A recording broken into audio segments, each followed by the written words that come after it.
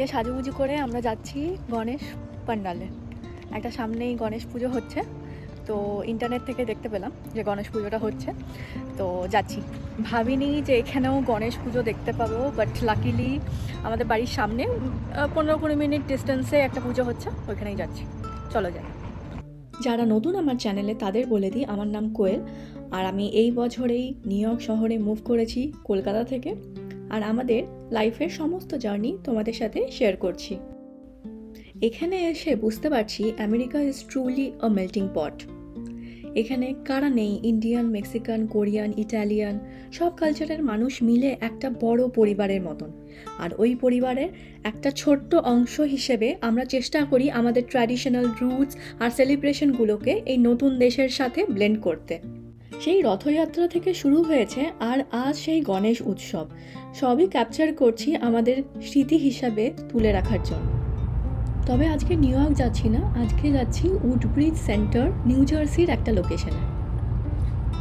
এই পুরো জায়গাগুলো যখন ফল কালার্স চলে আসবে না, the trees will look like yellow and pink and it will look awesome. প্রায় চলেই এসেছি, 1 ঘন্টা মতন লাগলো আসতে।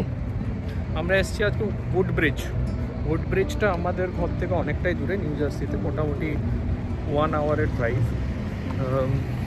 মোটামুটি 30-35 মাইলস।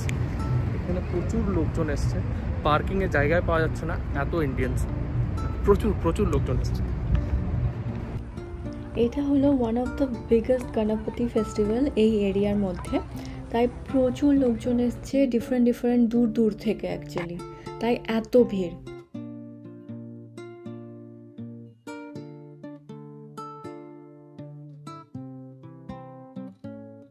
চলো এবার ভেতরে যাওয়া যাক প্যান্ডেলের।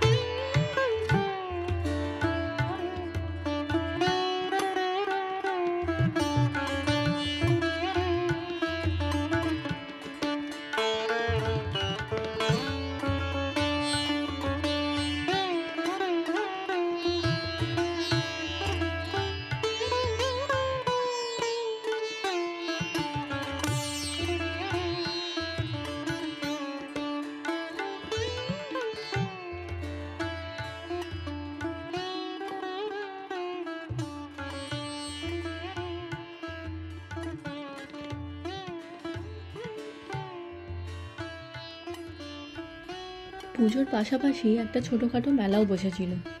এখানে দেখো সফট টয়েস পাওয়া যাচ্ছে বাচ্চাদের জন্য, বাচ্চাদের সব ভিড়। জুতিস রয়েছে, ইন্ডিয়ান স্টাইলে যে জুতিসগুলো আমরা পরি সেই সবগুলো।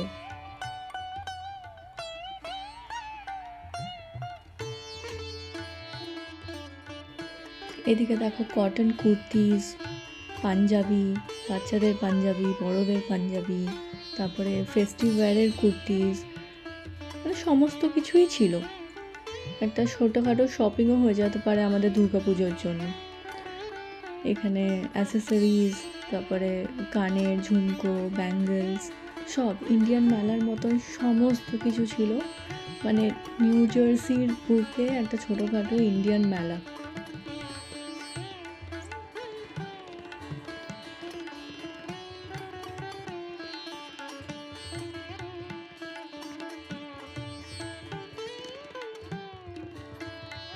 হাঁটতে হাঁটতে একটা বড় লাইন দেখতে পাই, জিজ্ঞেস করাতে তারা বললেন কি একটা গেমস চলছে। আমিও ট্রাই করলাম। এ দেখো এই ঘুঁটিটা যেই নাম্বারে থাকবে সেই নাম্বারের গিফটটা আমি পাবো। আমি পেলাম হচ্ছে বাসমতি রাইস, আর রাহুল পেয়েছে দেখো মুগ ডাল। এখানে প্রচুর ইন্ডিয়ান ফুড স্টলস ছিল, পাওয়া যাচ্ছিল বড়া পাও, পাও ভাজি, সিঙ্গারা চাট, দেন অনেক কিছু, অনেক আইটেমস। আমরাও অর্ডার করলাম একটা পাও ভাজি। দেখো আমাদের পাও ভাজি প্রিপেয়ার হচ্ছে এক্সট্রা বাটার দিয়ে।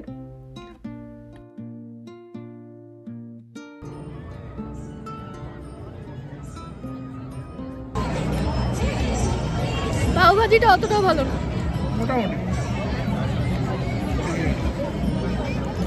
এটা ভালো।